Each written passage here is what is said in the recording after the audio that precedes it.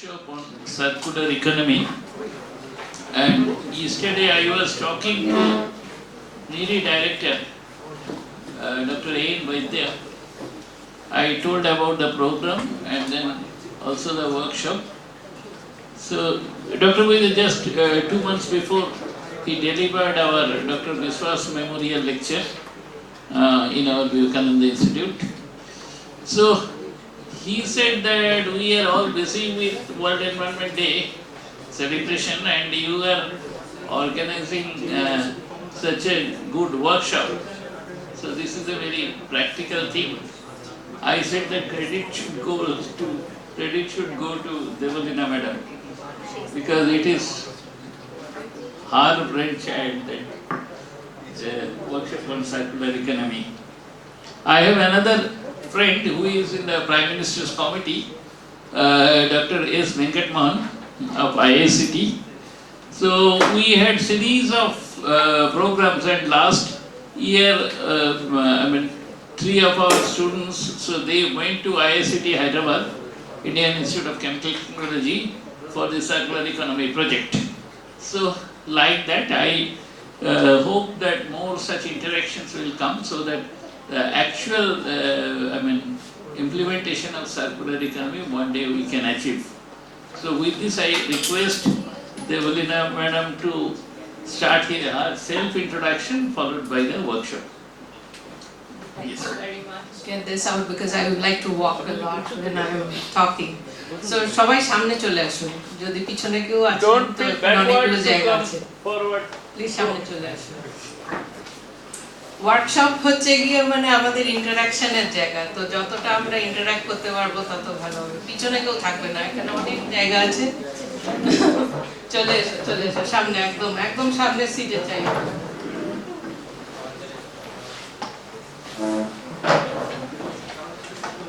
এখানে একটাও যেন জায়গা খালি না থাকে।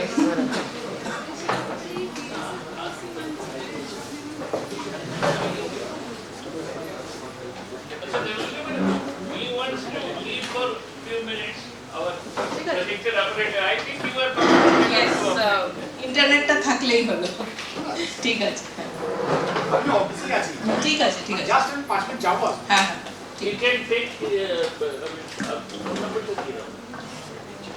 তো আজকে আমাদের, আমি বাংলাতেই বলছি, আমি হয়তো ইংলিশে কিছুটা সুইচ করে যাব মাঝে মাঝে রঞ্জনা ম্যাডামের মতো, কিন্তু আমি আজকে বাংলাতেই শুরু করছি। সার্কুলার ইকোনমির কনসেপ্টটা নিয়ে আমাদের, আমরা এই কথাটা অনেকেই বলে থাকি, কিন্তু অ্যাকচুয়ালি সার্কুলার ইকোনমি জিনিসটা কি, কেন, কোথা থেকে এসেছে এই কনসেপ্টগুলো, সেইটা নিয়ে আজকে আমি একটা ছোট করে ওয়ার্কশপ করতে চাইছি।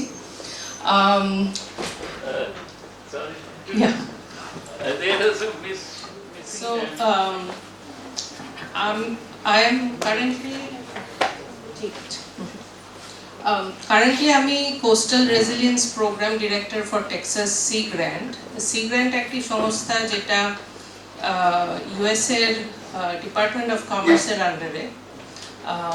C Grant national oceanic atmospheric অ্যাডমিনিস্ট্রেশনের একটা প্রোগ্রাম, যেটা আমাদের 34টা ইউনিভার্সিটিতে আছে in USA. All of them are coastal, either coastal universities or Great Lakes. তো মেইনলি আমাদের কাজ যেটা হচ্ছে পরিবেশের সংরক্ষণ, definitely, but related to sea and coastal areas. So সেই প্রোগ্রামের আন্ডারে আমি coastal resilience programme director. But why am I in this place? So এখানে আমার একটা বায়োগ্রাফি ছোট করে দিয়েছি। আমি যাদবপুর ইউনিভার্সিটির graduate, 2003 pass out. Very much Jadavpurian to my heart, still come back to the university whenever I can, still interact with the students, the professors, the faculty. Chiranjeev sir-এর সঙ্গে, Chiranjeev sir মানে আমার mentor বলতে পারেন, এবং মানে because of him I am where I am today. CB আমাদেরকে এমনভাবেই উদ্বুদ্ধ করতেন রিসার্চের দিকে বা যে কোনো কাজে, যে কোনো জায়গায়। সো কেমিক্যাল ইঞ্জিনিয়াররা অনেক কিছুই করতে পারে, এবং মানে how many of the in the room are chemical engineers? Okay, good to see that.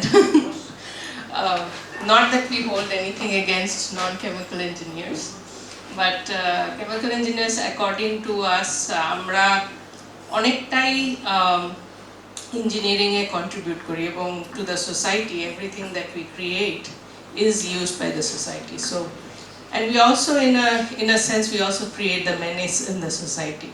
এই যে প্লাস্টিক পলিউশন নিয়ে আজকে যে আমরা কথা বলছি, সেটাও আমাদেরই অবদান সোসাইটিতে। তো তাই জন্য what we do today and what we did yesterday will also shape the future that we hold tomorrow. So that's why I think we have a very big role to play as chemical engineers. I am a chemical engineer, as I said.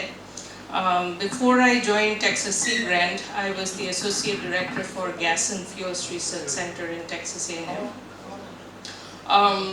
Have been involved with everything that's related to sustainability. One of the speakers talked about that. Oil and gas, carbon decarbonization, carbon capture storage. I've worked on all of those areas.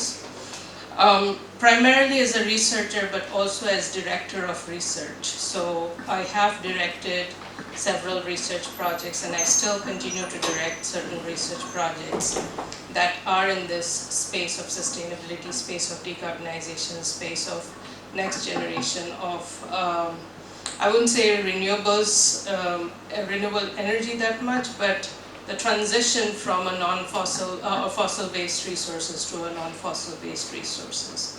So renewables are a part of it, but not the whole of it. But today our discussion is on circular economy, which is what I'm going to start with. So, আমাদের আজকে শুরু করার আগে I have a very short agenda, I would say. Pre-workshop একটা poll, then I'll introduce you to some of the concepts of circular economy.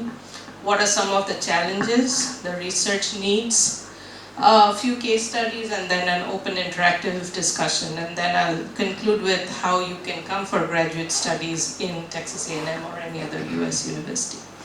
So, I will start with a very short video. দেখা যাক ভিডিওটা আমরা play করতে পারি কিনা। এটা United Nations, because we are celebrating United Nations World Environment Day, so I thought I would have this from We must now disconnect our economic activities from what increased the use of- United Nations think or tells about circular economy. So we'll just sit back and view this very short video. We must now disconnect our economic activities from an increased use of natural resources. Without urgent and concerted action, increasing and inefficient use of natural resources will continue to create unsustainable pressures on the environment. The world is fighting three interlinked environmental crises: climate change, biodiversity loss, and pollution. These crises are a direct consequence of our unsustainable consumption and production habits. Circularity challenges our current economic model towards a healthier and more sustainable future. Circularity keeps materials at their highest value throughout the value chain for as long as possible. It requires a profound transformation of the way we design, make, use, and discard products. When supporting circularity, governments and businesses make cost-efficient investments to address the triple planetary crisis. Jobs are improved as we switch to greener, more equitable and sustainable economies. Circular solutions enable biodiversity to thrive as fewer natural resources are required and pollutants and wastes are better managed. Circularity must be inclusive to benefit the environment and the well-being of all, leaving no one behind. It requires cooperation among all of us: businesses, governments, finance, researchers, civil society, and individuals. Circularity practices need to support more responsible consumption and help to avoid more inequalities among societies. Circularity requires creativity.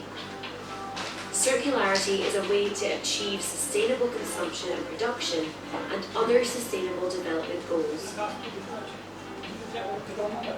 Circularity is the breakthrough we need. Visit unet.org/circularity. Okay, thank you very much for watching this video. What we'll Good go afternoon, back. everyone. It's a real pleasure. We will go back to the presentation and I'll ask you all to participate in this pre-workshop poll. So, let's see.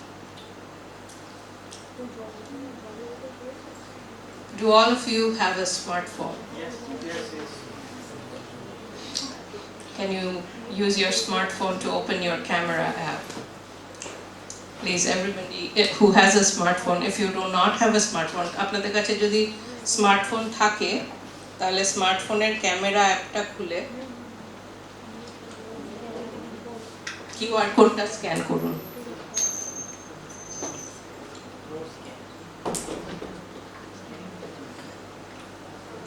QR কোডটা scan করলে পরে একটা Thums up button আসবে,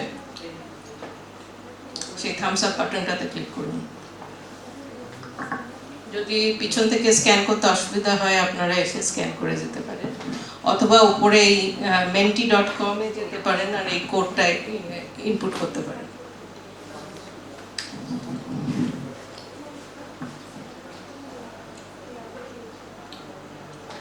তেরো, 14, আমি দেখতে পাচ্ছি কতজন রুমে আছে এবং কতজন এটা ক্লিক করতে পারছো।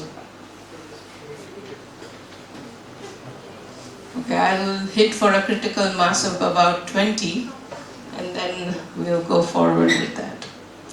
17 জন হয়েছে, আর 3 জন যদি চলে আসতে পারো এই পোলটাতে তাহলে খুব ভালো হয়।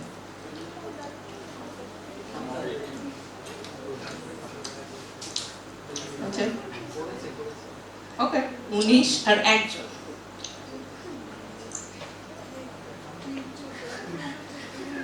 Okay, 20. So on your screen, mobile screen এ একটা পোল দেখতে পাবে, সেইটাতে ক্লিক করতে পারো। What is your understanding of circular economy? Circular economy সম্বন্ধে আপনাদের কি ধারণা আছে বা তোমাদের কি ধারণা আছে? 3টে অপশন আছে এবং you can see on the screen what your answers are coming up. I have never heard of it. আমি কোনোদিনও সার্কুলার ইকোনমি সম্বন্ধে শুনিনি। I have moderate knowledge, কিছুটা জানি, এবং I am a practitioner of circular economy. আমি এটা আমার কাজের ক্ষেত্রে ইমপ্লিমেন্ট করছি। ওকে, সো 19 জন উত্তর দিয়েছে। So that's why this workshop is all about. আজকের ওয়ার্কশপটা এই জন্য যাতে আমরা কিছু না জানার থেকে at least কিছুটা অবধি জানতে পারি। What is it all about? So the next question you should have on your screen right now, what is your interest? আজকে এখানে আপনারা এতজন রয়েছেন, what is your interest in circular economy? Why are you staying back? সেখানে অপশনগুলোর মধ্যে আছে research, jobs, volunteer, business or entrepreneurship, general awareness, or none of the above. We'd like you to put your poll in.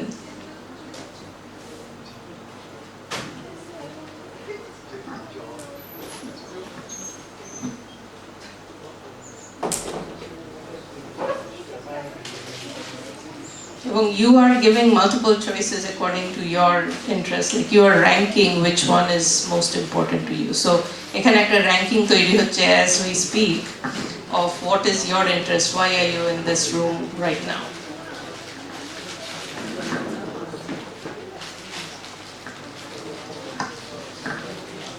এবং ranking অনুযায়ী number 1 এ আছে business entrepreneurship, which is great. It's আমাদের দরকার নতুন প্রজন্ম এই সব দিকে বিজনেসে ঢোকার। Research, that's again awesome because তোমরা যত রিসার্চে আসবে তত আমাদের ভালো।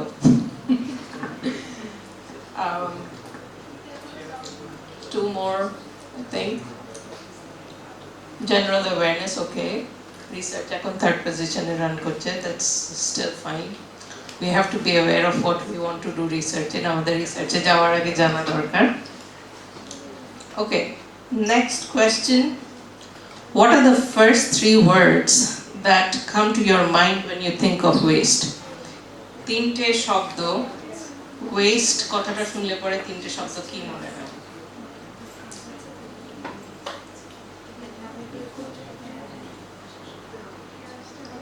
এবং আই থিঙ্ক স্ক্রিনে তিনটে চয়েস দেওয়ার অপশন আসছে.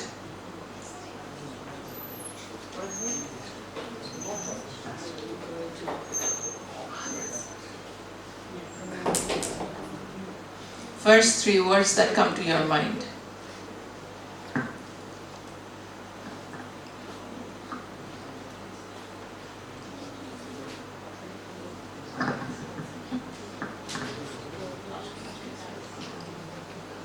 This is, how many of you know what this is called? This, এই ওয়ার্ড গুলো যে অ্যারেঞ্জ হচ্ছে এটা কি বলা হয় কেউ জানে? Word cloud. Yes, exactly. This is called a word cloud. And the emphasis on the word, the bigger the word is, the more number of people are entering that word. যত বড় শব্দ হচ্ছে, মানে যত বড় এই ওয়ার্ডটা রয়েছে ওখানে, সেটা হচ্ছে কতজন এই ঘরের মধ্যে ওই ওয়ার্ডটাকে এন্টার করেছে অ্যাজ আ চয়েস. সো এখন আমরা দেখতে পাচ্ছি প্লাস্টিক, ফুড অ্যান্ড ওয়াটার আর running as the top 3 candidates for the word cloud. So waste বলতে এই ঘরের মধ্যে যারা আছেন তাদের মধ্যে এই তিনটে ওয়ার্ড আর কি সব থেকে বেশি তারা মনে করছেন যে West is related to that. Okay, I think we have reached 18, so we can go ahead to the next question. Have you seen this before?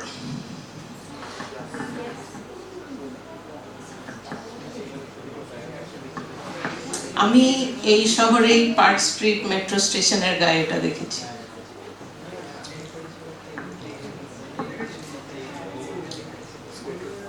It's good that almost all of you have seen this before. This is the United Nations Sustainable Development Goals. এবং যখন United nation সাস্টেইনেবিলিটিতে কাজ করতে শুরু করে তখন তারা 2000 সাল নাগাদ তারা এই জিনিসটাকে বলতো মিলেনিয়াম ডেভেলপমেন্ট গোলস. এবং 2010-এর পর থেকে there was a conscious effort to change the Millennium Development Goals into Sustainable Development Goals. Sustainable Development Goals has 17 goals and 169 metrics that measure the target towards those goals, measure the progress of those targets. So there are about 169 metrics that are tracked for nations around the world. So that's at the national level. And out of these goals, এই ভিডিওটা আমরা যেটা দেখলাম সেখানে গোল 12টাকে ওরা highlight করেছিল. Sustainable production and consumption. So that is the goal that is related to circular economy. And then related to that, goal number 12 এর সঙ্গে related বাকি গোলগুলোও আছে, যেমন water, যেমন food, যেমন life beneath water. So all of them are connected. But goal 12 is the responsible production and consumption on which circular economy is based, the concept of circular economy. Now I'll go into the next question. Have you heard of Ellen MacArthur Foundation? Be honest, if you have not, then it's fine. You are going to learn about it today.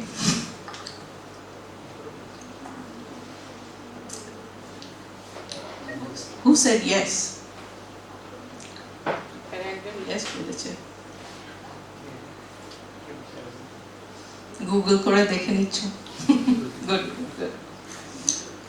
Okay, we have about 17, 18.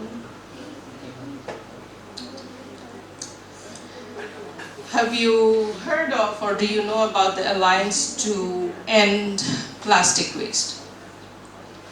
The reason I'm mentioning these organizations is because when you go back today, আজকে বাড়ি যাওয়ার পরে, if you go and search these websites, if you go and search these organizations, তাহলে পরে আরো বেশি resource পেতে পারো, কারণ আমার আজকে এতটা সময় হয়তো হবে না, but you will get bored or something.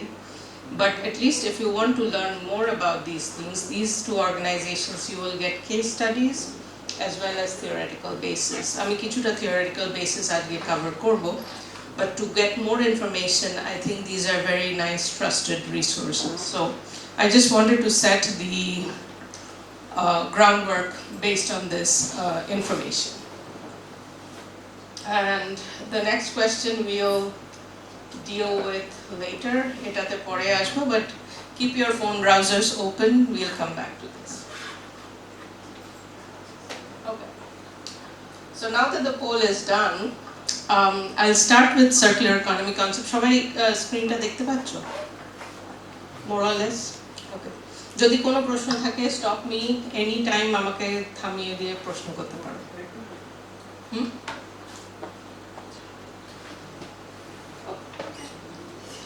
So circular economy concept টা কি? Why is it called circular economy, or what is circular economy? So circular economy, in the name আমাদের circular কথাটা আছে, so it is moving from linear economy. So the opposite of circular economy is linear economy. A linear economy, so circular economy is a model of production and consumption. Remember the goal 12, which was sustainable consumption and production. So it is a model of consumption and production which involves sharing, leasing, reusing, repairing, refurbishing and recycling existing materials and products as long as possible. So we are talking about a lot about plastics today, but in addition to plastics, there are a lot more other things that can be going through the cycle of linear to a circular economy, and that's what we probably touch upon. But the main concept of a linear economy, what we have been following all throughout our lives, or what we have been used to, not so much in a country like India, because India is a developing country where we by nature have to be resourceful, and resource consumption and production has to be optimized and sustainable. But the developed countries in general, they have been very much following this linear economic model. Take, make, dispose. So you take resources out of the ground, you make things out of it, and then you dispose it. There was a push towards, a very concerted push towards moving away from repairing or refurbishing materials. So much so that we have lost a lot of the jobs that were there for repairmen or refurbishing items. So that is the basic principle that the developed countries are trying to move back into, where you are keeping your materials in circulation in the system. Now, if you talk about India, let's put aside the plastics issue for a bit. But when we were young, we used to have newspapers in our homes. How many of you still have newspapers in your homes? What do you do with the newspapers? Read them. You stack them up. You wash your car glasses. Sell them off. Make paper bag. Make paper bags for gift purposes. Anybody else? So we used to stack them up, and there used to be a person who used to come to our house and buy them by the kilogram, right? Now, think about our milk pouches. We used to clean them up and stack them, and somebody used to come and get them. Our glass bottles, there was somebody who used to come and get them, right? Metals, everything. we had an organically grown business, and we still have those, and it is an accepted term in the circular economy coinage of words, glossary of terms, kabadiwala. The kabadiwala of India is an accepted glossary term, and this kabadiwala is somebody who is not educated in circular economy or anything, but they are in our system to take our trash and convert it into something worthwhile, or dismantle an old transistor and take out parts and then sell them for its value. But they are not throwing it away in the landfill. They are keeping this material in circulation. So, I mean, when somebody talks to me about circular economy, I think we already have that concept or the model in our mindset. It's just not that it's not streamlined for a business as per se. But taking those concepts is what you put into a circular economy. So from a linear model of take, make, dispose, you're taking materials out and you're keeping them in a circle so that you do not have a disposal into a landfill. So here you see the recycle icon. So you're keeping it recycle, and then there are a lot of other parts of the R's. So there are up to 7 R's that we have seen: reduce, reuse, recycle, refurbish, whatnot. But there are up to 6 and 7 R's that people have thought about. But that is the cycle that you are trying to keep in use before you throw it away and have a final disposal. Okay? So that is the difference between a linear economic model and a circular economy. Any questions about this? So now I will introduce you to the formal concepts of circular economy from the Ellen MacArthur Foundation. So this is the Ellen MacArthur Foundation website, and if you go to the website, you'll get further details of this. But according to the Ellen MacArthur Foundation, the circular economy is based on 3 principles that are driven by design. So whenever you think of circular economy, and as an engineer, think about design. As an engineer, I remember as a chemical engineer, I had 7 semesters of design in my coursework. And a lot of other engineering disciplines have a design as a core element.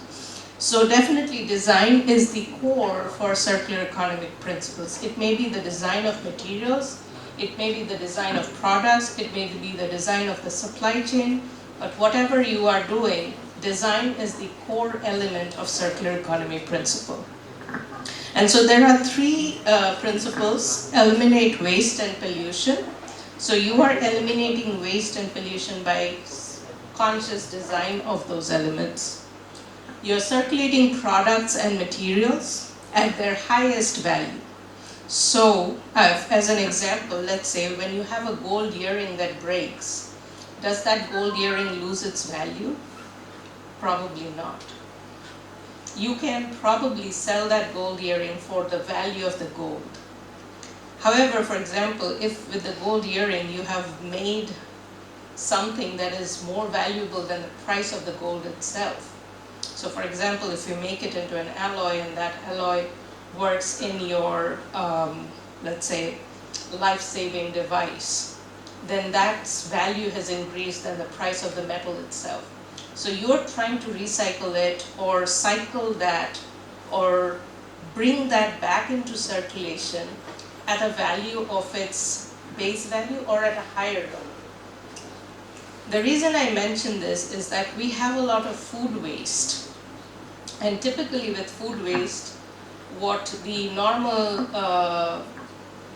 conception has been that if you put that food waste into an anaerobic digester and you produce biogas and you use that biogas for electricity or whatnot. But that food waste also contains your valuable chemicals like your carbon, hydrogen, and oxygen, which are the building blocks for all your chemicals. So instead of making biogas, which is a very low value product compared to chemicals, if you use your food waste to produce chemicals instead of the biogas, then you have extended the value, but also extracted some of the costs that are required to make this process happen in the process. So again, think about recycling or circular products and materials at the highest value. And then the third point here is to regenerate nature. So again, underpinning this, if you saw the previous slide, we use non-renewable sources of energy for all our energy needs currently.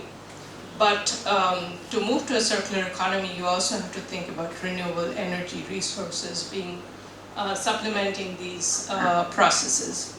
So the circular economy in concept, and I mentioned in concept because it is a very difficult concept to implement, but in concept it is a resilient system that is good for business, people, and the environment. So the three pillars of sustainability. So I'll go a little bit deeper into the three principles that I mentioned and what are the measures for this. So the first principle of circular economy is to eliminate waste and pollution. Currently our economy works in a take-make waste system, and we take raw materials from earth, be it our oil and gas resources, be it our metals, be it our materials. We take it from the earth, we make products from them, and eventually we throw them away as waste. Now one may ask, what is wrong in throwing it away as waste, right? We are taking it from the earth and we are putting it back into the earth. Can anybody say why it is wrong to put it back into the earth? We have to do in whichever way, even if we are landfilling materials, we have to make sure that what we send back to the landfill or the earth is benign, or at least partially benign, that it doesn't affect our human health and system. So again, that's why we need to be very careful what we throw away. We are not so much responsible at this point of time, and that's why we see so much degradation that's happening.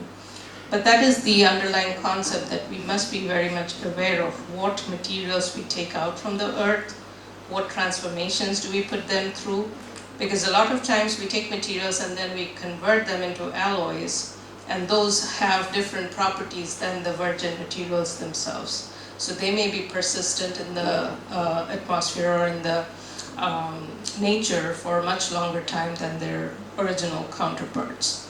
So you have to be very careful of what you are putting materials in use, either as a product or when no longer can be used, the components or raw materials. So whenever you think of, let's say, this metal lamp is a product and you can keep on using it. If you have lost a use of it, you may sell it off and somebody else may be using it. If that person has lost its use, then it may be molten into its virgin form and then remade into a different item.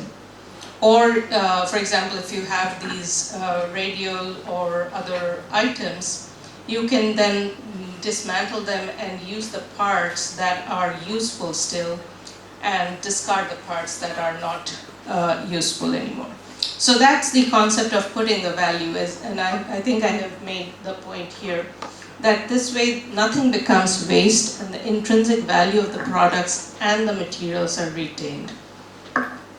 A very good example nowadays is we all love our smartphones. How many years do you use your smartphone? 3, 2, 1, 6 months? When is the next iPhone release? If not iPhone, then Samsung. Yeah. So we use our materials way less than how much we can prolong their use. Now, part of it is also because the consumers like the new products, but also the producers, like the manufacturers, they want to make a material that they can sell every 2 years. And in a way, they are probably doing very incremental changes in their product, but they're coming up with a new release and they're advertising it so much that people are going crazy, staying in line overnight or something to buy the new product, right? And that happens. That is consumer behavior. That is what a consumer has learned to do. The products are also lower lifespan compared to what they can be done. Like I use my iPhone for 6 to 7 years before I change, but the other phones may not be that much. And in the long run, people spend more money in buying new products than they need. So it is very important to understand the consumer behavior as well as having responsible manufacturers who will make a product that will last long, that can be repaired, that can be refurbished. Because if you're not making a product that's made for repair, previously in older days, refrigerators or any of our like microwaves or some things, they were repairable. But there has been a push towards making single-use products, and that's why you see so much waste being generated. And finally, the regenerate nature. I won't get into this anymore because I think we've made a point. But again, recapping on circular economy, eliminate waste and pollution. The problem and solution starts with design.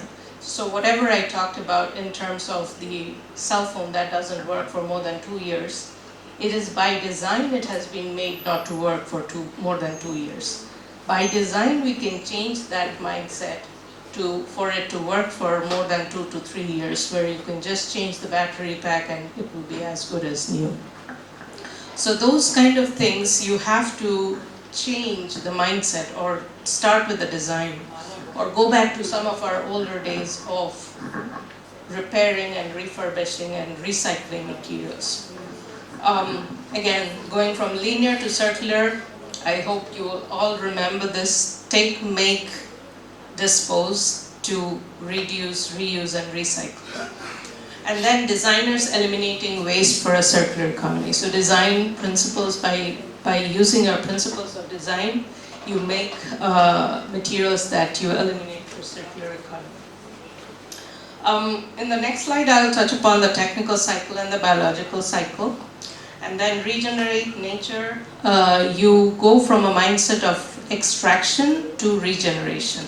So you are extracting materials from the ground. So instead of extracting materials, virgin materials from the ground, you think about regeneration. Think about how you can utilize the materials that you've already extracted and regenerate your materials out of that. The food industry is an example, and then more space for nature and tackling climate change. So if you go to the Ellen MacArthur Foundation, you'll find the explanations of these different principles. So the next slide, and if you walk out of this room today, আজকে যদি এখান থেকে বেরোনোর আগে আপনারা এই ছবিটা যদি মনে রেখে যান, that's enough for circular economy. So circular economy, there are two main cycles: the technical cycle and the biological cycle. So আমরা সারা পৃথিবী থেকে যত resource নিই, we can streamline it into these two cycles. One is the biological cycle, and the second one is the technological cycle, or the technical cycle. So biological cycle is where we have our food system, okay? And that is where we have food that is generated, and then after that there is waste.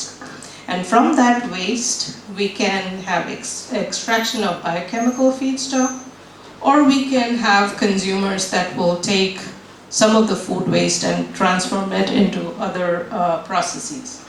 So food waste is a very good example, or like the biological waste is a very good example for biochemical feedstock.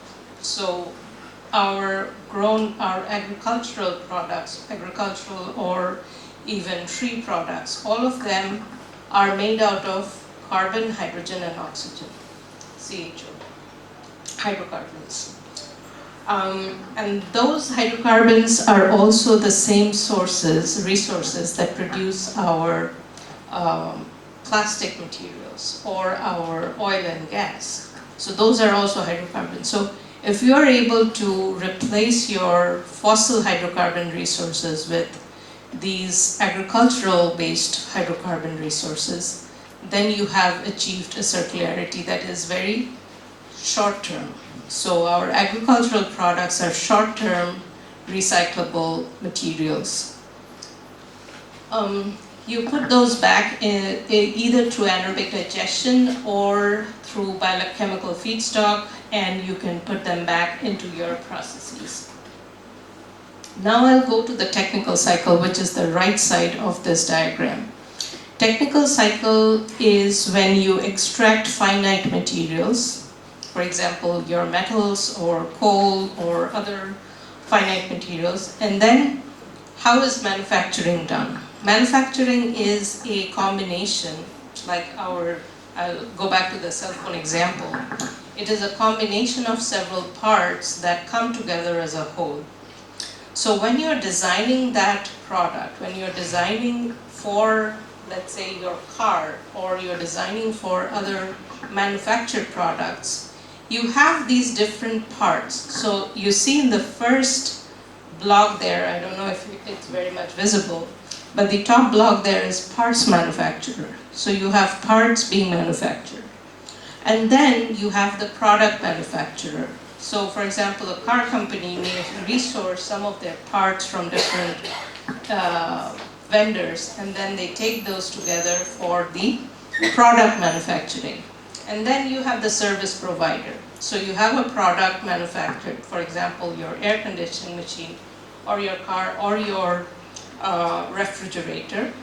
And then Samsung or Whirlpool or whoever is the service provider. So they also sometimes manufacture themselves, but there are service providers, there are authorized dealers or whoever takes these like products and they sell it to the consumers. So, and they also provide the service. So for example, you have a water treatment unit, let's say your Kent RO or the AquaGuard systems. You have a service provider who comes every few months and either changes your filter or does something servicing to your air conditioning or whatnot. So they are the service providers. So when you think about circularity, and then finally the bottom blue circle is you, who is the user. So the user is the ultimate consumer. Now, these lines that you see in the form of circles, these are drawn to demonstrate the circularity in the system. Where do you take it back? Or who is responsible for taking it back to whom? So the user, these circles can be drawn in several ways, and this is just one rendition of that drawing, where you have the user taking it back or reusing it or sharing it. For example, here the example is of a wrench. So you buy a wrench and you share it with your neighbor. That way your neighbor doesn't have to buy another wrench. I mean, it's not possible for a refrigerator or an air conditioner, or maybe a car, you can carpool, but again, a wrench is an example where you can share it with your neighbor or somebody. So there is the concept of sharing, where you're extending the life of, or you're not buying a new one because you're sharing it. The next one is going back to the service provider, maintaining and prolonging. So when we have a service provider coming to change the filter and change the entire, or check the entire system of our air conditioning or our water treatment system, that person is coming to prolong the life of our equipment. So with a very small price that we pay compared to the entire price of the machine, we are prolonging and we are maintaining that machine. So that way we are not designing it for failure, we are designing it for, I think, maintenance. The next one is going to reuse or redistribute. So once, let's say my refrigerator has failed, or maybe my music system has failed, so I decide that I'm going to buy a new one. So instead of throwing the old one away in a trash can, you're selling it and you're getting a new one. So the distributor who is selling you the new machine, they often take back and they pay you a price, let's say about 1/10 or 1/20th or 1/50th of the original price. You get something in return, and then they sell that back to the distribution or the product manufacturer to dismantle it for its parts. And then we have recycle, so we have refurbish, remanufacture, and then recycle. So recycling goes back to the part manufacturer. So you take the parts out that you can use and you recycle. But this is the concept of circularity, where you can draw these circles, you can draw where you want to go back, keeping in mind the life cycle of a product. What is the life cycle of the product? The parts manufacturing, the product manufacturing, the service provider, and the user. So these are the different parts of the product manufacturing. Now, in all of this, you'll also see that there is a role of energy. So, for example, if you have spent enough energy to make the original product, and when you're trying to assemble or take this thing apart, you're going to use more energy than the original manufacturing process, then this process becomes very much cost ineffective. So that is where the cost burden comes into play. Also, the type of energy that you have used. If you have already put in fossil resources for the energy, then that becomes a challenge. How do you overcome the burden of using fossil energy again for that manufacturing process? So it is a very complicated but also streamlined way of studying, at which stage is your energy use maximum? At which stage does the cost-benefit analysis of recycling or refurbishing fall apart? So most of our models right now have been created around the take, make, dispose model because it was cost effective. But when we do a true cost benefit analysis, maybe that doesn't work anymore, because we are not taking in the factor of resource extraction and resource depletion when we have that take, make, dispose model. Okay. So in the next few slides, how are we doing on time? Okay. In the next few slides, I'm going to very briefly go over waste materials and classification of waste materials and what composition it is. I've used some numbers to demonstrate from the United States waste, I would say, scenario, because India doesn't have these numbers readily available. But this will give you an idea of how much waste is generated and how much what is the composition of that waste. So when you think about waste, waste is a product of our anthropogenic activities. If you see this diagram here, it has the three pillars: the economic capital, the human capital, and the environmental capital. The environmental capital is our natural capital, I would say. And we extract resources both on the economic capital side as well as the human capital side. And we create our products, we generate what is of value to us, and then that gets disposed into our waste and emissions that potentially impact our environment. So waste can go to air, water, and land. The school really presented this very well. And then there can be many different types of waste that are generated, including municipal solid waste, hazardous waste, industrial non-hazardous, agricultural animal waste, medical, radioactive, construction, demolition. So there are all these different types of wastes. According to the OECD, OECD is the Organization for Economic Cooperation and Development. This is a consortium of the developed countries. Their statistics show that the amount of waste produced is influenced by economic activity, consumption, and population growth. And countries like the United States are the largest producers of waste. Now, this number is available for OECD countries. That's why they can say United States produces the most. But if we were to actually measure the waste generated by other countries, there may be others who are worse than US. But again, I'll take the data as it is and say that US is one of the largest producers of waste in the world on a per capita basis as well.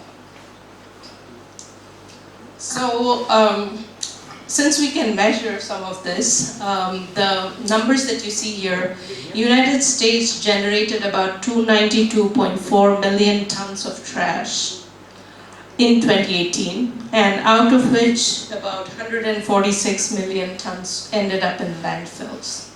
So you generate a huge amount of waste. The waste management hierarchy says that we should try to have a source reduction and reuse, followed by recycling and composting, followed by energy recovery, and followed by treatment and disposal. However, we end up disposing more than we have the source reduction and reuse. Now, in terms of materials, you'll see that where does the waste go? So here you see a graph where you see on the top you have recycling, you have the yellow composting, the blue is combustion with energy recovery, gray is landfill, and then other food management. You also have a classification of the waste. This is very important and useful to know what your waste is composed of. I'm sorry, I'll like walk back and then I'll probably talk from here because I cannot see my own slides.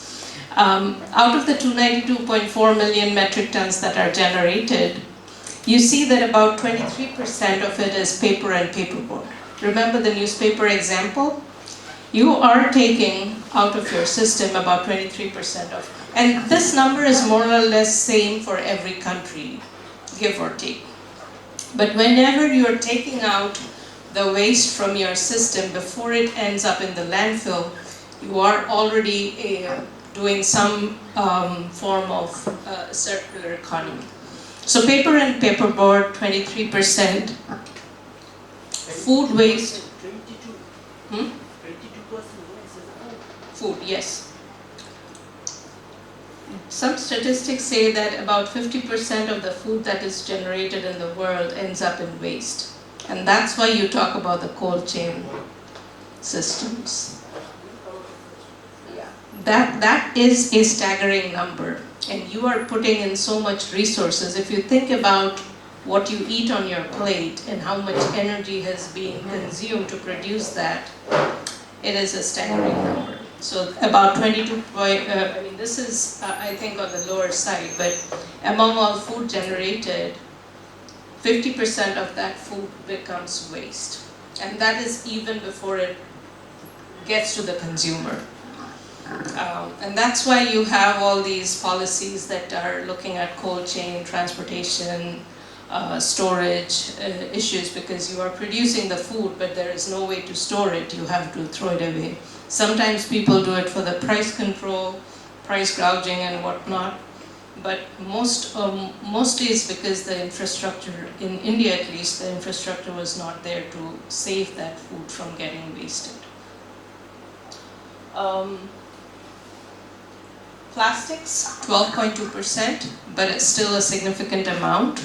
Out of that 12.2%, a very little amount gets recycled. Metals and glass form about 8.76 and 4.19. And then yard trimmings and wood, these are very much specific to the United States because we have a lot of yard that we maintain, but we take out the organic stuff from that, and that goes into our trash. So it is a significant amount of organic waste. So typically the wood, food and yard trimmings would be considered as an organic waste. In India, that is most of our household organic waste after we have our food processed. So your onion shells or your fish, the fats or chicken bones or whatnot. Those are your organic wastes. And organic waste, even though it is it has its nuances, it still can go into the landfill and get degraded over time. But the plastics and the glass and the metals, they will not degrade over time, but they do have some recycle value for which they can be extracted. Again, generation and tonnage, this is the same figure that you saw before but stacked up. Again, we see paper and paperboard being the blue one, and then the yellow one down there is the plastics, and then you have the metals and the food as the gray ones in the middle. And these numbers I just wanted to present because this is very important we have available when we are thinking about these circular economic principles. This is recycling. Paper and paperboard is the most recycled material in the United States, partly because recycling paper is easy, because the way you remove the paper from your system is relatively simpler compared to plastics. Plastics have very small, you see they're about 4.47%. Metals and glass are recycled in far larger numbers. Metals are recycled at a rate of about 12.62%. So this is a composition of the recycling framework that happens in the United States by tons. Municipal solid waste, composting, so this is mainly your organic waste. Most of the organic waste, about 42.6 million tons out of the 292 million tons, ends up in composting, so you can reduce the carbon load and get the organic load out of your the organic material and create compost, which is a product that you can sell. And then you have combustion with energy recovery. I think Ranjana mentioned the RDF, refuse derived fuel. So refuse derived fuel is when you have your materials mixed with your plastics and you are using the calorific value of the plastics to burn and get energy out of it. So that's where you get your energy recovery from your system when you have that high amount of plastic. But not all refuse can be burnt because there is a lot of water content, especially in your organic waste. You'll get a lot of water content, so it's very important to have these separated to some extent so that you have a good burning capacity. So there are a lot of operational challenges that you can think of in these different materials, but I'll go very quickly over the last few ones.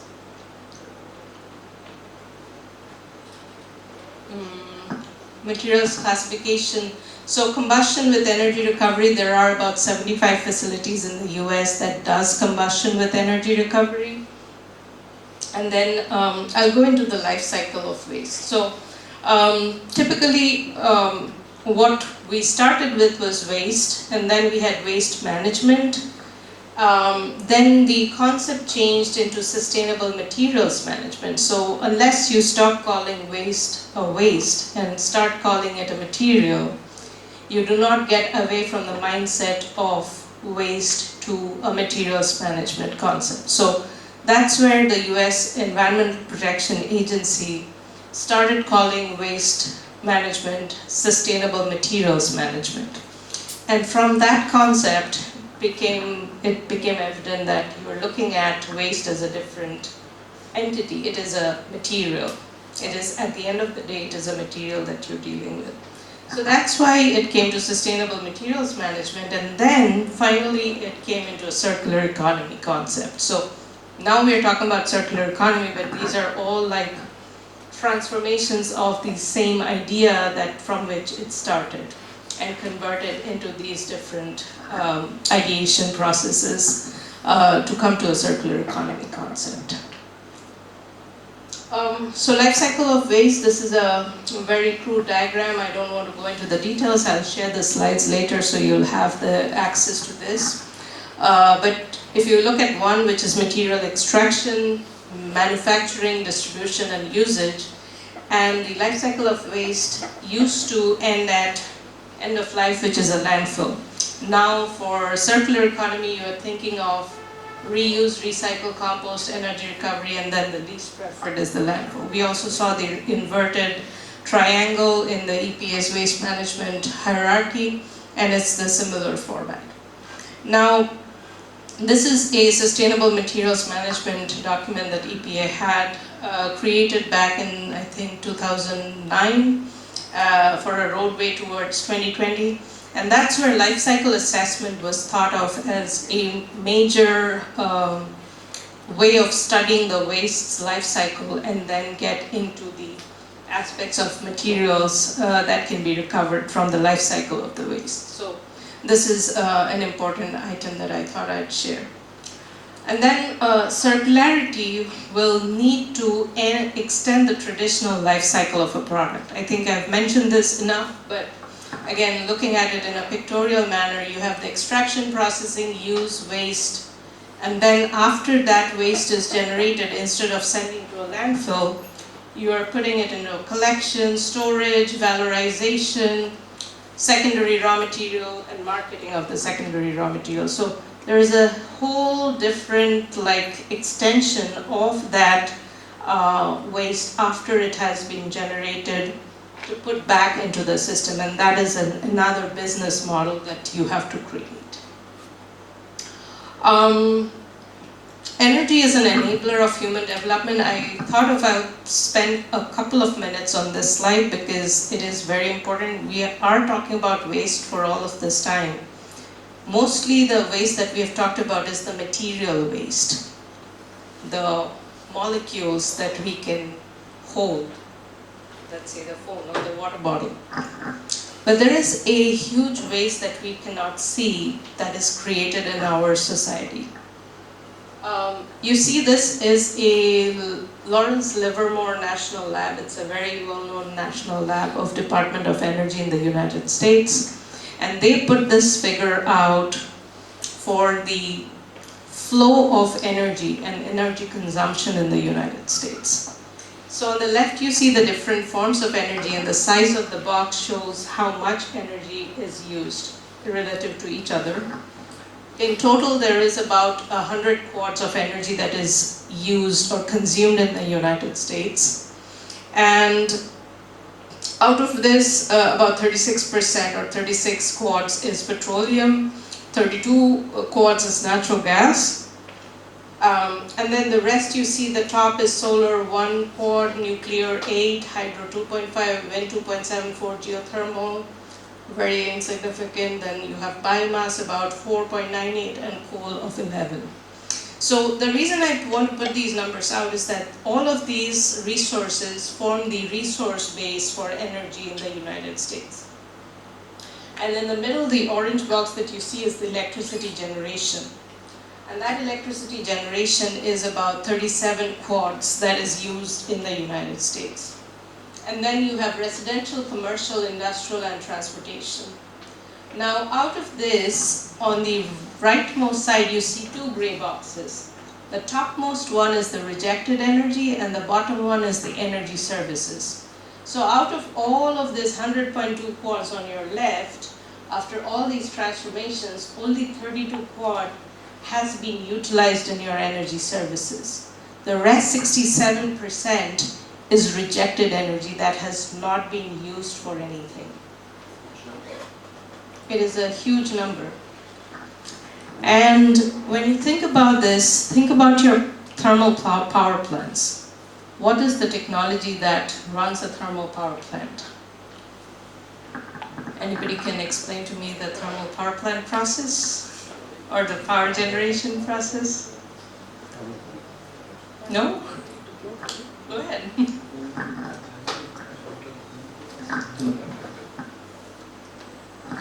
First connection from the coal handling plant. First coal are collected from coal handling plants, and there were a wagon tipping system they tippling the coals and collect through a conveyor and sent in a multi-dust collecting system. After multi-dust collecting system, it will be rushed a pulverizing department. After pulverizing department, it will be sent to boiler for charge it. So when most of the coals are coming from winter and most of the moisture collected, so that's why it's collected with petroleum and burn it, and after completed the boiler will be charged. After charge it will be steamed and then turned to the chimney and stacked. Then as an LN+ will be collected for cement producing factory. So you told me about steam generation, and the steam runs the turbine, and then after you've run the turbine, what happens to the steam? Electricity, but what happens to the steam, the residual steam?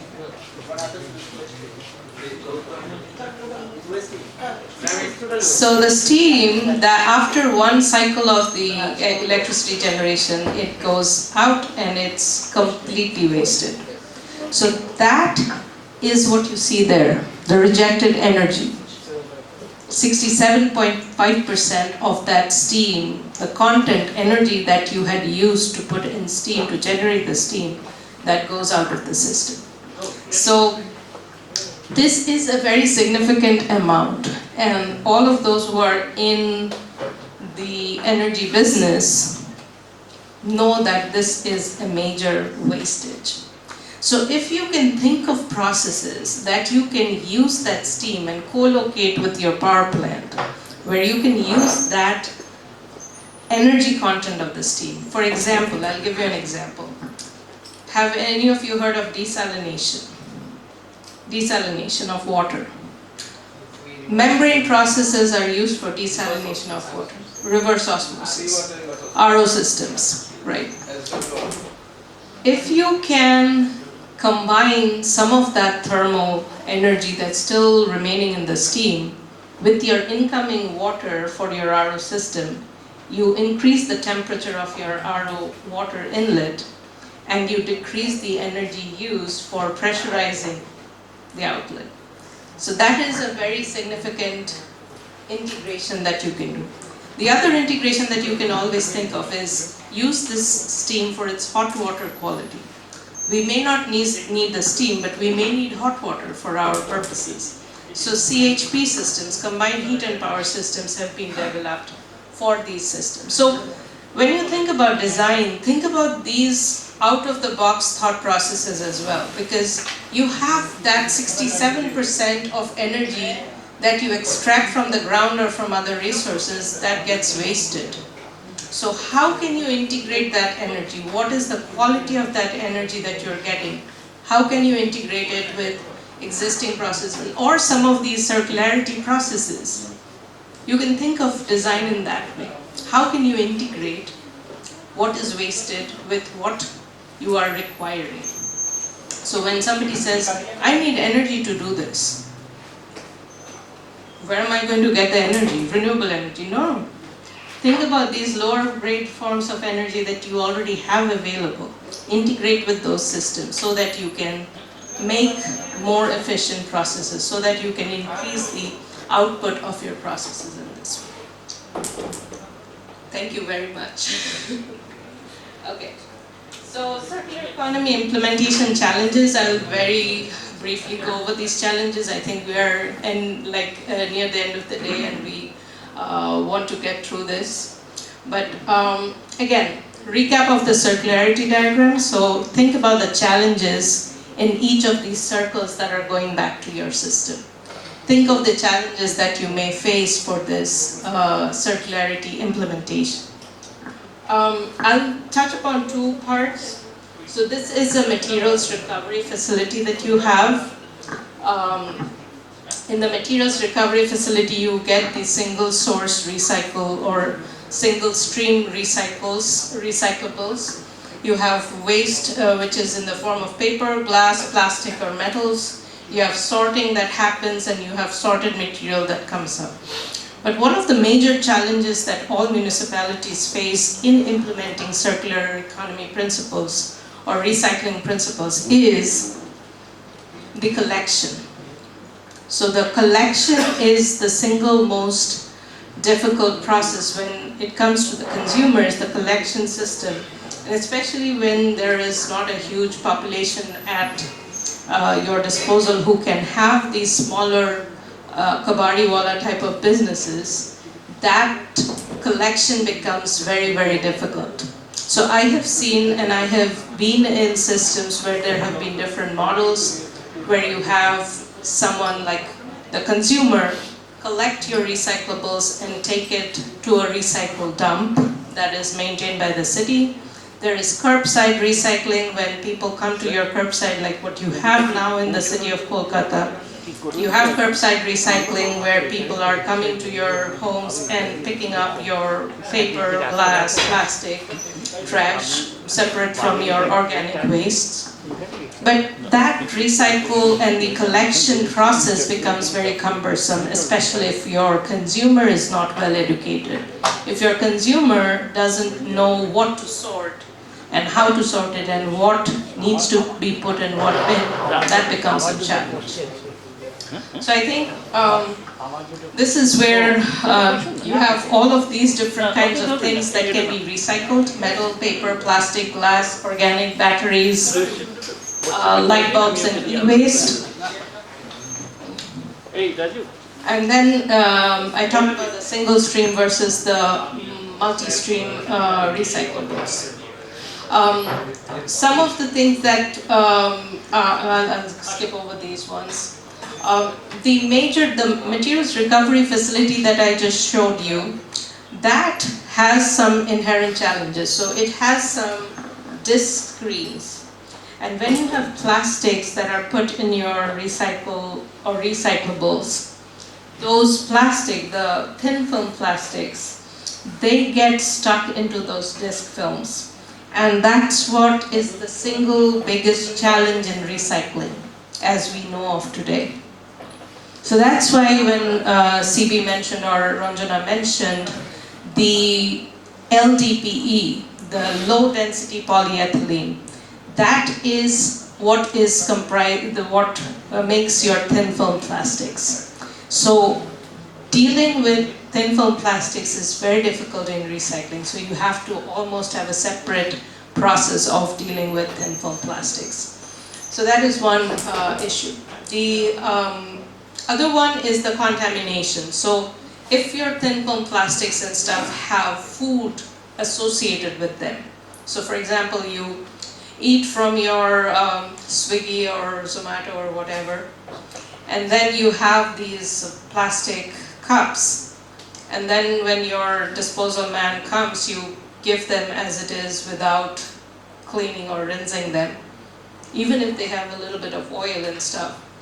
That oil affects this process, materials recovery facility. Why? Because you use water to separate out your paper, and whenever oil gets into that system, you have a problem. Whenever you have food contamination, you have bacteria growing. So if you have bacterial contamination in these places, the people who are handling these, their health becomes at risk. Just a minute. Oh, next I'll very briefly go into the metals recycling. Metals are much more easier to deal with if you're able to sort them out. So you have the metals recycling process, you have the collection, the separation, the preparation, the melting and purification, solidifying, and manufacturing. So when you have metals. But the problem with metals is that most of the metals that we get are not in the pure form, but in alloy form. So you have to have a way of recovering those metals from those alloys. And that is probably one of the single most difficult problems that we faced today in the battery space. So we are talking about batteries, but we are actually creating batteries with alloys. And those alloys need to be after the end of life of the batteries. What do you do with those batteries? So when you are talking about like an overhaul of an entire system with battery cars or EVs or whatnot, you have to think of the end of life for those batteries, and they run for 5 to 10 years at the max. So that is a problem. So I'm just talking about the challenges. It's for you all to solve as students. But here, this is, how many of you have seen this diagram before? Yeah, okay. Okay. Do you know what this means? Identification force. Hmm? By numbers we can say that what is this number. Exactly. So these are the numbers that you'll see on these bottles. Maybe I can try and see if it's here.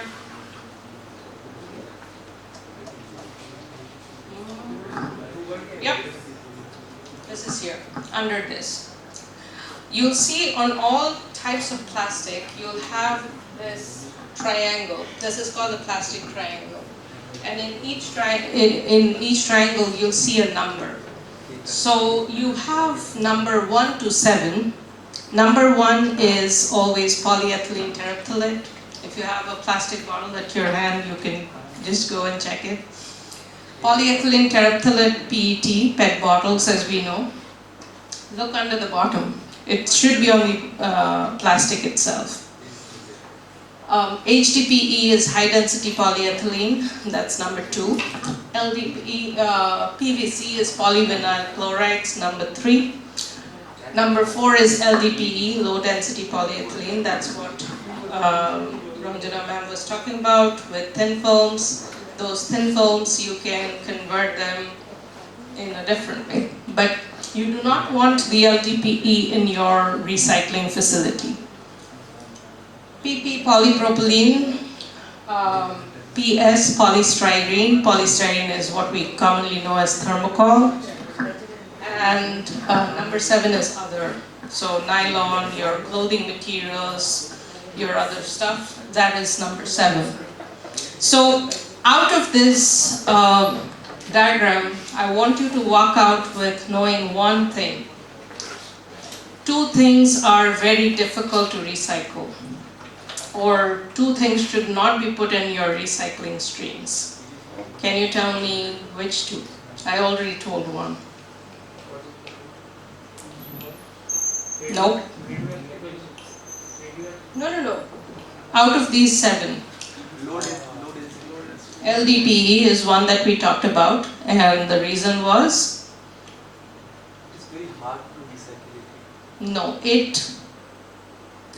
in your recycling equipment, it creates problems with the disc by getting entangled in the disc. So you do not want to put your LDPE in your recycling stream. The second one is PVC. Can you tell me why? Chlorine. Exactly.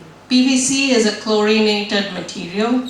So if you're trying to do anything, for example, what Ranjana ma'am was saying, that you would like to burn this or have these as refuse derived fuel, when you're burning it, the moment you're trying to burn PVC, you are releasing the chlorine that's embedded in the polymer. So you do not want to deal with any PVC in your incineration systems. That is because it is a human health hazard. So that is why when you're recycling plastic, once you get all the plastic together in a single stream, it's very difficult to take out that PVC unless you have a very good sorting process. So sorting PVC is very difficult. And that is why recycling is such a huge challenge. That is why in the US there are several types of recycling. But most of us are told, we are told to put in only P1, the number 1 and number 2 plastics in our recycling streams. The rest of the plastics are not recycled. They're not recyclable. So that is a huge research challenge. How do you tackle the recycling streams with all of these materials mixed together? Because mixed stream recycling is what is most convenient for the consumer, mixed stream that you put out in your recycle bins. But if you're not able to recycle it at the facility, what do you do with it? So that is what is one of the biggest challenges. And similar with the plastic, the micron levels, the 75 micron that you have here, that's also the same thing. It is the thin film plastic that you're trying to get out of your system. So you do not want those thin films in your recycle streams. Okay? I think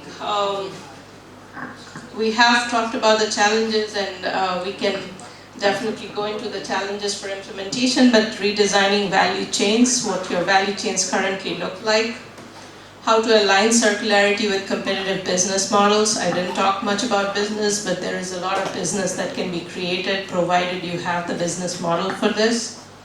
How to promote circular behavior. So how do all of us know about circularity, and how do we promote circular behavior? And how to design effective policies. So I didn't talk about policymakers, but policymakers are some of the most key players in the business of circularity. Research needs, very quickly, tailored technological needs. So how do you efficiently track for value chain management of waste? Upcycling, recycling methods or opportunities, some of them were discussed by Ranjana today. New product development from materials, so how do you design new products that are from your materials? And then materials management using design for end-of-life principles. One of the examples that I really like to give is when you design a bottle like this, there are several considerations that you need to take for designing this as a product, this bottle. The first consideration is human safety. You are bottling a drinking water. So the layer that's touching your drinking water has to be non-toxic. It also has to be non-diffusive.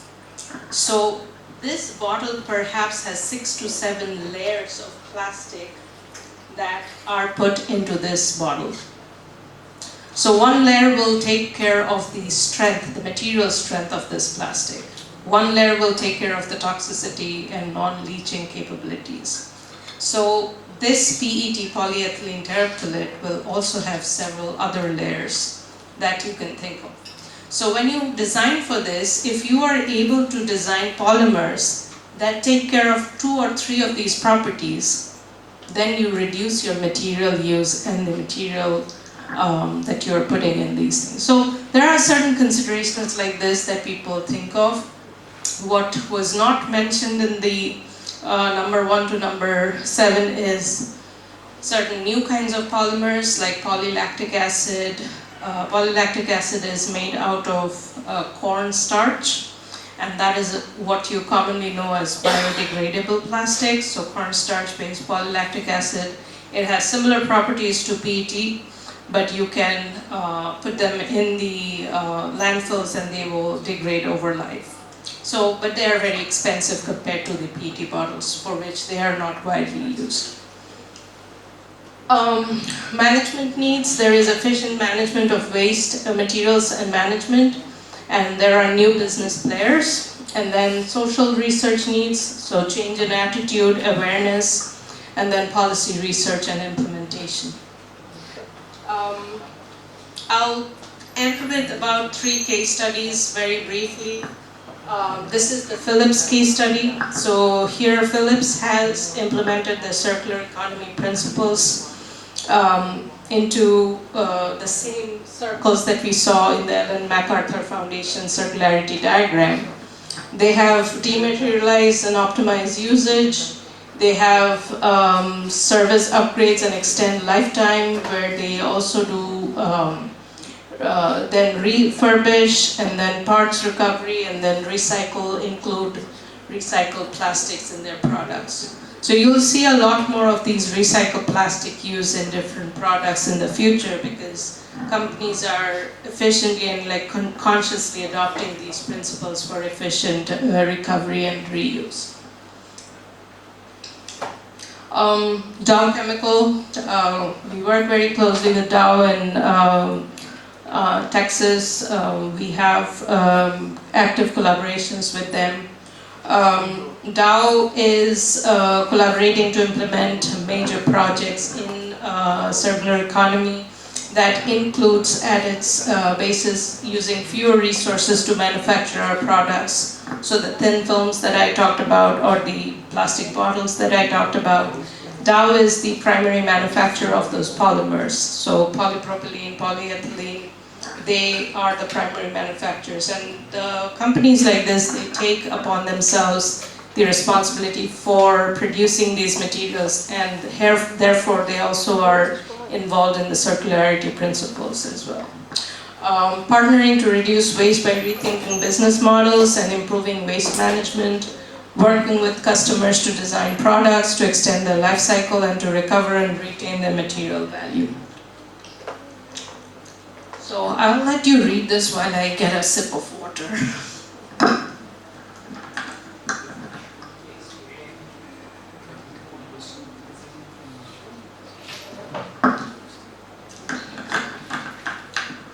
So this is an example which really caught my attention, where packaging materials are being made from mushroom plastic. So they're growing mushrooms, and these mushrooms have some of the properties that plastics have to give the durability of the packaging material.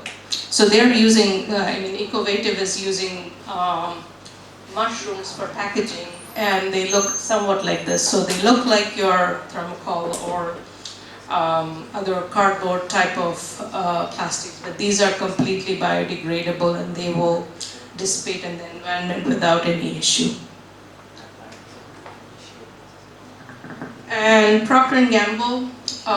Procter & Gamble is also a leading manufacturer, if you've heard of the company. P&G uses innovating packaging materials that use less refills, and recycles easily, and then enable consumers to reuse and recycle at home and across communities and keep waste out of nature. I mentioned Alliance to End Plastic Waste. This is one of the largest alliance in plastic waste that is industry driven. So if you go to their website, you'll see how different companies are adopting these principles, and they have case studies that can be followed, that you can study for either research or implementation purposes. And some of the major oil and gas companies are also in this alliance. So some of the organizations I mentioned, the Ellen MacArthur Foundation, the European Union, the National Institute of Standards and Technology in US, National Renewable Energy Lab, Organization for Economic Cooperation and Development, United Nations Environment Program, and the US Chamber of Commerce and the World Circular Economy Forum. So all of these are resources that you can find more information.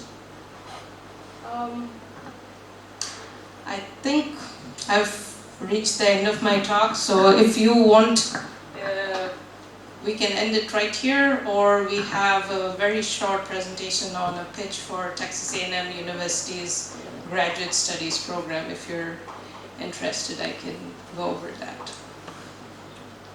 Do you have any questions? Any questions? I mean, you can go ahead and ask, or you can go back to the screen and ask anonymously, right here.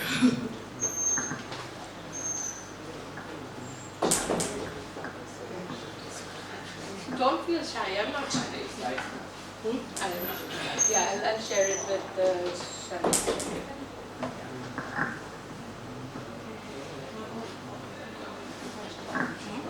I can also give you my card. Yeah. No. I mean, if you have any questions on how to go forward with this, like, or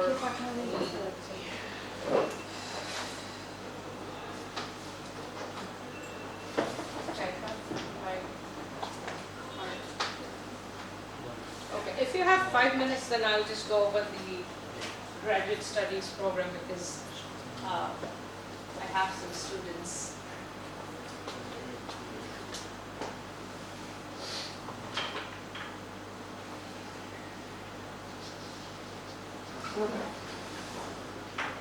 Okay, so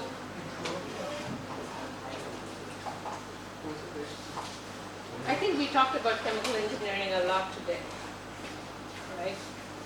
So what can chemical engineers do? Tell me 5 different professions that chemical engineers can go into. Okay. End of the day is near.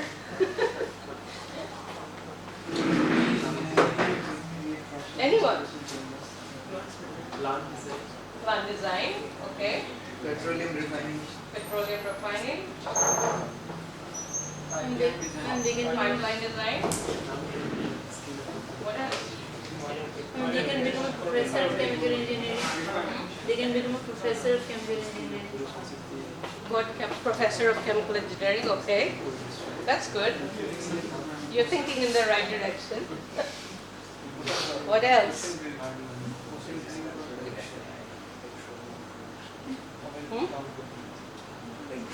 Design chemical reactions, taking out petroleum from the down process or That's a petroleum engineer's job. Design of chemical reactions. chemical reactions, okay, yes. Chemical reaction engineer. Okay, so I am going to present this on behalf of one of my, yeah.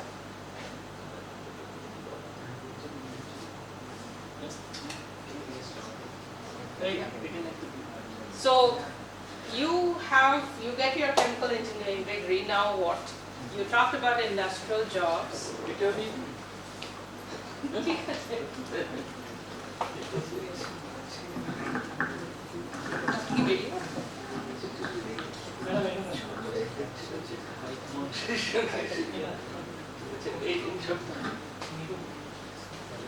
so thank you. Law school or medical school? Have you ever thought chemical engineers can go into this? Medical school makes sense, but how last? How about your chemical engineering, the laws and regulations that are related to environment?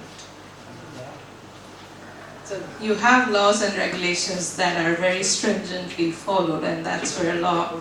One of my very good friends is a lawyer who is a chemical engineer.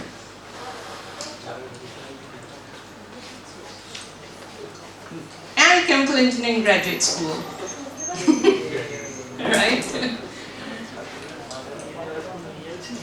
So should I pursue a PhD? Who in this room wants to pursue a PhD? Good. What about you? The green shirt. Yes or no?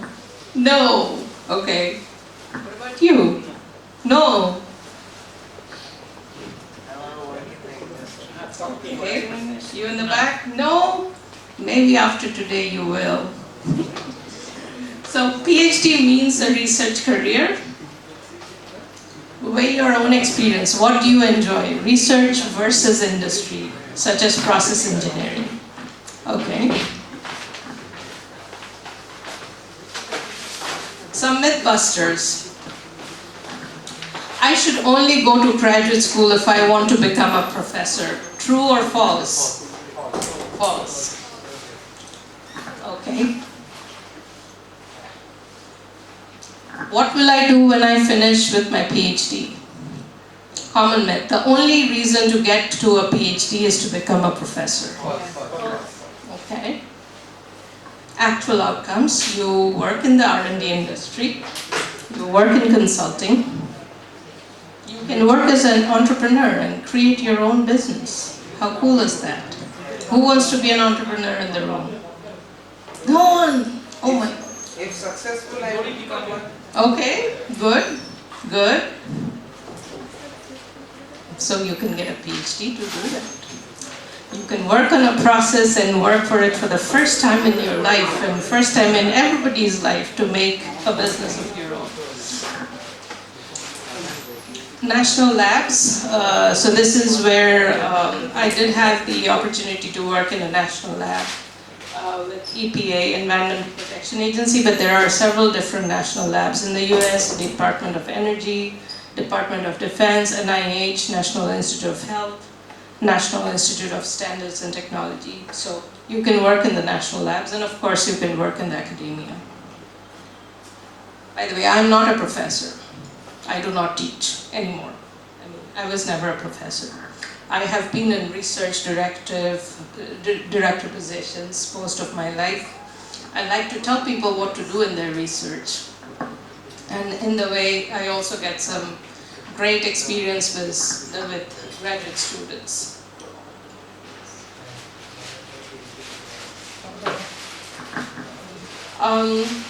Mythbusters, it is too expensive for graduate school.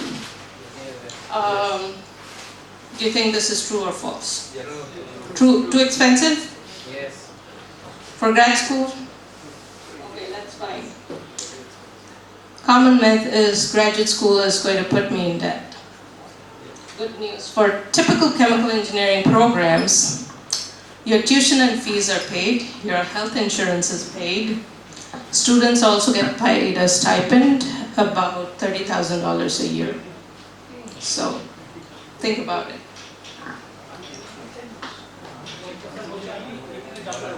They will pay me to go to school? Really? Do you think so? Can.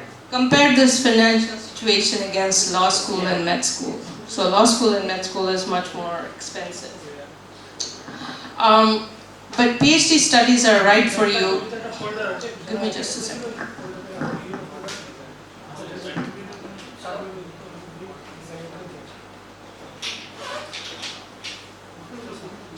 আমাকে একটু পরে phone করতে পারবেন? আমরা এখন একটা workshop চলছে, I'll call you back, okay? Yeah. So, PhD studies are right for you only if you want a research-oriented career. So, you have to think about research-oriented career for PhDs. Now, what about masters? So, we talk about PhDs a lot, but what about masters? Masters typically can be 2 years, can be less for BS and MS. No guarantees on funding, so you will not get funding most of the time. It can be a thesis degree, not necessarily a research-focused career. So you can spend 2 years for a master's and then go directly into the workforce, but not necessarily into a research career focus. What about Masters of Engineering? We also have Masters of Engineering courses that are typically 1 to 1.5 years. They're non-thesis degree, they're focused on coursework, but again, you have to pay out of pocket for those. Where does the money that we pay the PhDs come from? The money that we pay the PhDs comes from professors who write research grant proposals. The proposals get funded, the grant money pays the student. So you're all doing a job. It's actually a job. The student carries out the research under the professor's guidance, and the research becomes the student's PhD thesis. So this is the cycle of a research for PhD. How long does the PhD take? It takes about 4 to 5 years, depending how dedicated you are.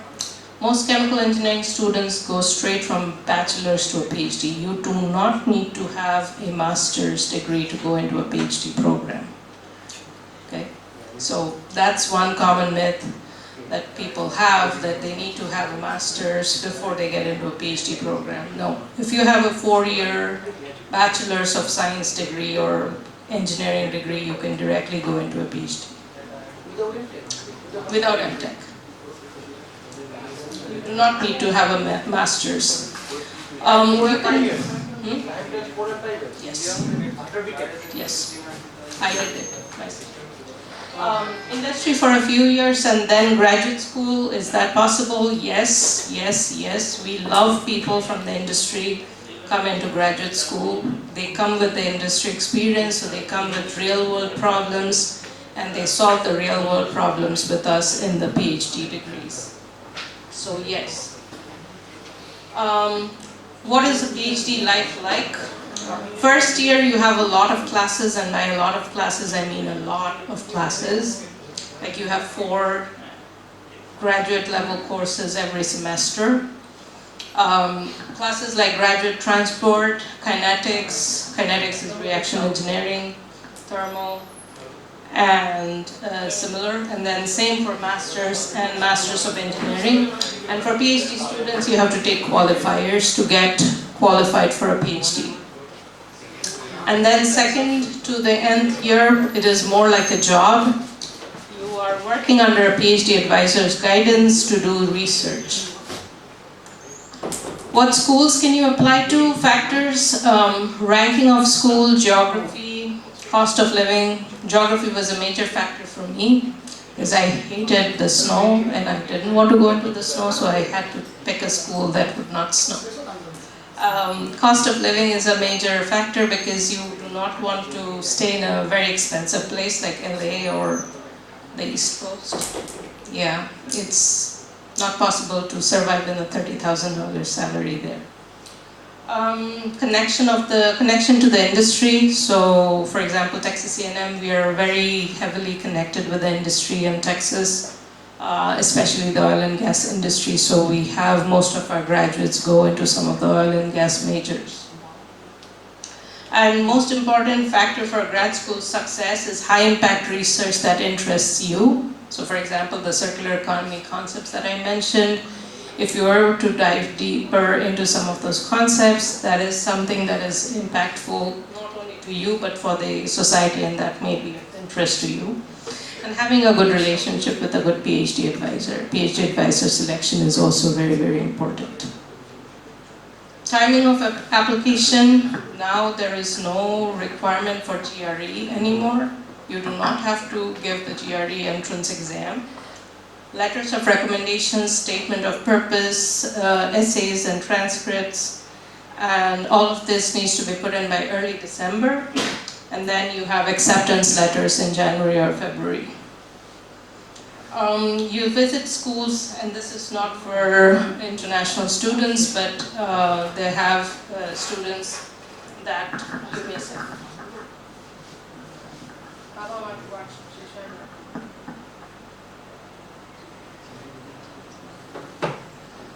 And so typically you have this cycle. So the decisions are sent in by April 15. Timing of PhD application, you start the PhD program the following fall semester, so in August or September, depending where you're going to school. Pick a research advisor in the fall semester. This is the typical way. But what we also do is we do recruit beforehand, so if there are good students that are interested, we groom them for application processes, and then we kind of pre-select them if we know that they're exceptional candidates. So what are the critical factors that can change your application process?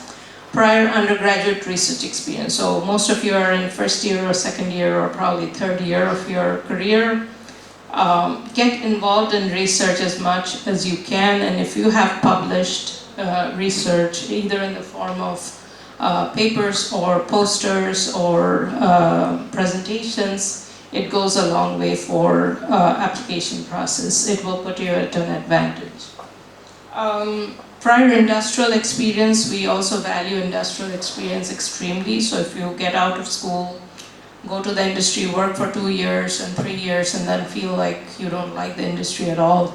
I know a lot of you want to work in the industry, but if you do not like working under a boss, which I didn't like, so thought of leaving and going back to research. So research gives you a lot of, I would say,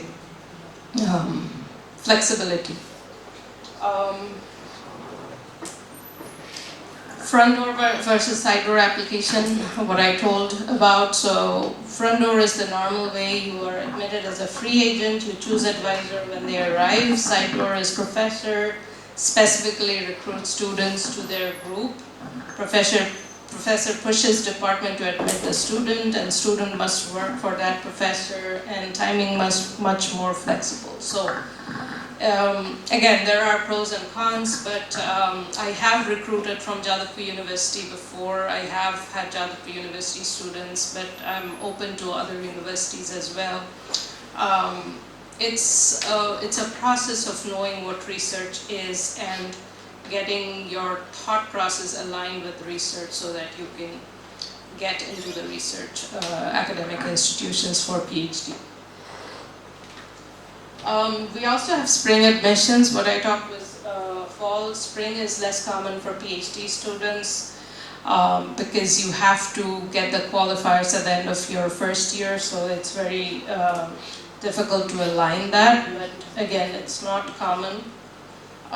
Choosing an advisor. This is something that you need to think about. Is the research important? Does the research fit your skill set? Is the research group that you're going to work in, is the culture that is going to fit you?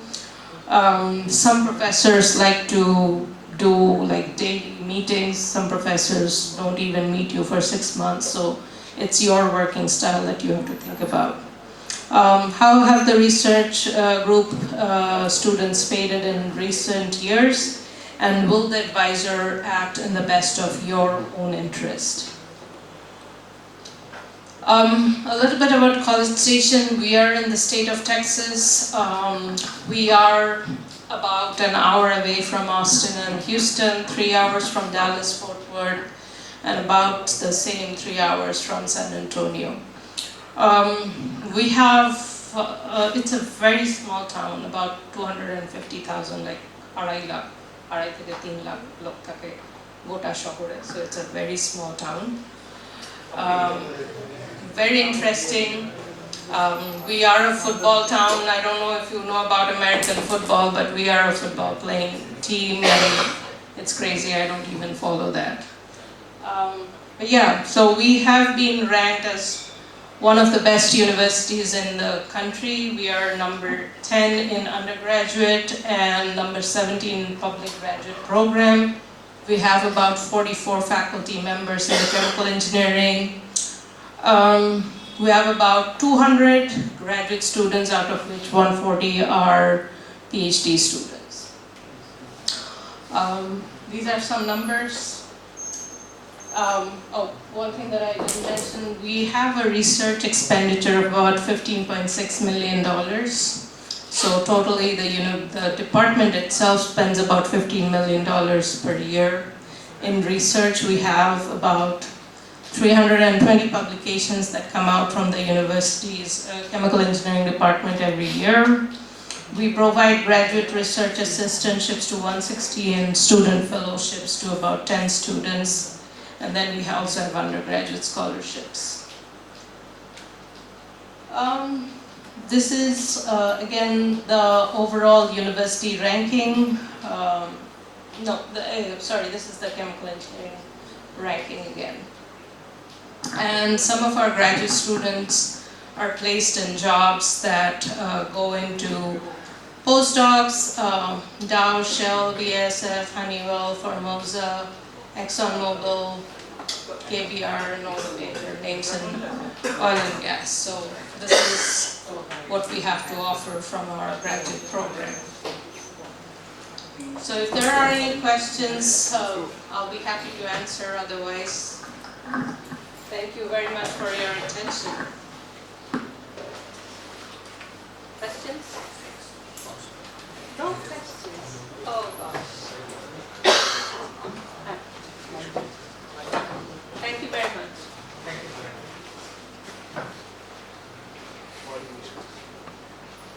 No questions.